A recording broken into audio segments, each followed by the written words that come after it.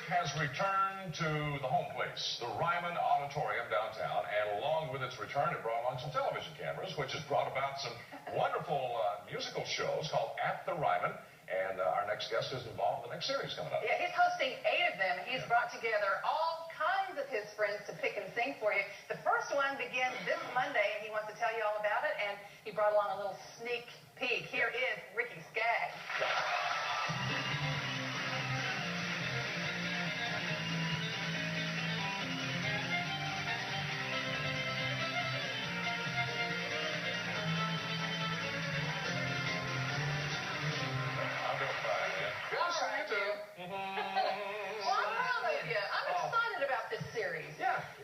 tell Jim I have his parking place out back. It's the only one I could find. So I know it says violators will be towed off.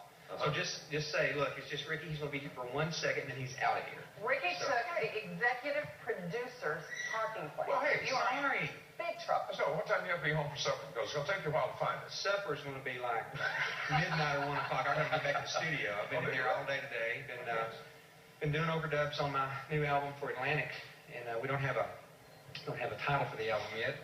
But I've been working. I just re-recorded this old Webb Pierce tune called I Ain't Never. Yeah.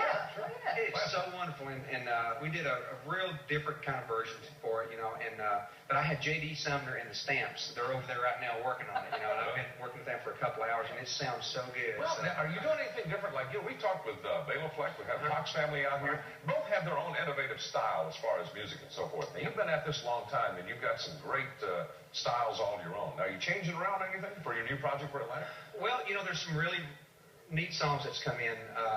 There's one song in particular that sounds like R.E.M. meets Bill Monroe. R.E.M. meets Bill Monroe. Yeah, it starts off with mandolin, just a real acoustic mandolin, and then this fretless bass comes in, and then the drums come in, and it just sounds like almost like an R.E.M. track or something like that, you know. And then there's a song called She Sees Angels that almost sounds like it was cut in Los Angeles. I mean, it has that kind of West Coast kind of sound. I don't know why it came out that way necessarily, but it just it's that kind of song. And there's a lot of really neat songs on there. Bill Anderson wrote one of the songs on there called "You Can't Control the Wind, but You Can Adjust the Sail," and it's great. He's having a real resurgence in songwriting greatness here lately, and then I re-recorded the old.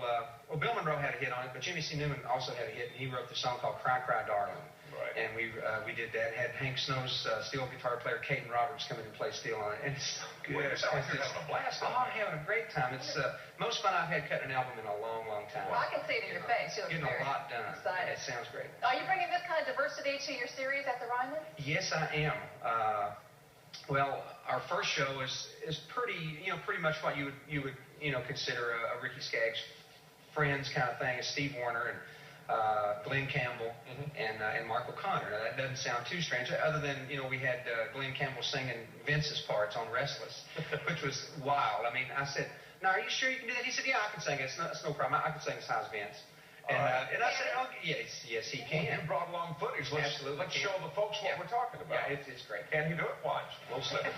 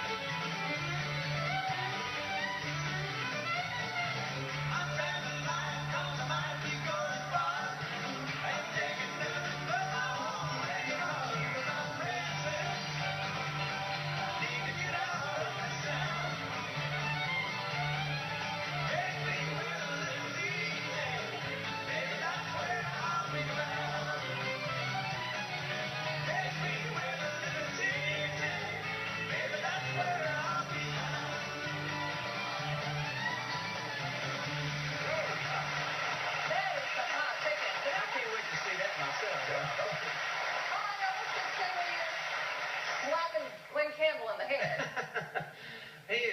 He plays so good and sings so good. I mean, makes you mad, doesn't it? Yeah, it does. It just one guy have all that talent, you know, and he's tremendous. And you know, I said, Glenn, tell me, what was the success, you know, of your television show? He said, well, yeah, and it was such a great show. He said, well, I was the host every week. People got comfortable with me. They knew I was going to be in their living room every week, right. And they knew that I was going to have a different guest and I was going to have something different, you know, but they could depend on that same person every week. And so he said that was real important.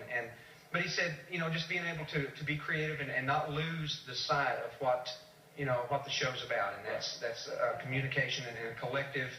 The thing about the Ryman Auditorium that I really feel is it was originally Union Gospel Tabernacle, you know, and to me, it's still Union Gospel Tabernacle. I mean, people's changed its name, you know, but it's still Union Gospel Tabernacle. And to me, its purpose is unifying and uniting different talents and different people. It was built, you know, for a religious place to bring all faiths in Nashville together. And so it's like I'm able to bring all kinds of musicians to Nashville and have a camaraderie there. And you know the little steps that go down in the front. Sure. That's the favorite place. That is my favorite place of the whole set, is to be able to sit down there. And there's some wonderful moments down there. Yeah, We've affectionately called it the spot. The spot. The spot.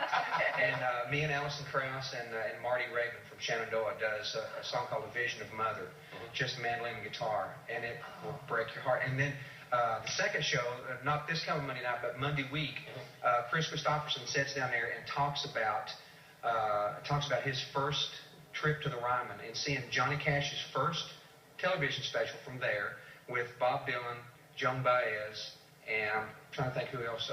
Peter Paul and Mary, I think that was Johnny Cash's guest in the 60s. I mean, talk about diversity. Oh, no. This sounds like an exciting series, and you're hosting the next 8 episodes beginning Monday night, 15th, 8 o'clock Eastern, right here on the Nashville Network. I know you're going to be right at home down there, Rick. Yeah, I'm digging that place a lot. We dig you. This is Ricky Skaggs, everybody. We'll be back in just a minute. Don't go away. But first of all, we want to tell you tonight's show is brought to you by Red Wing Shoes, the best friends your feet ever had.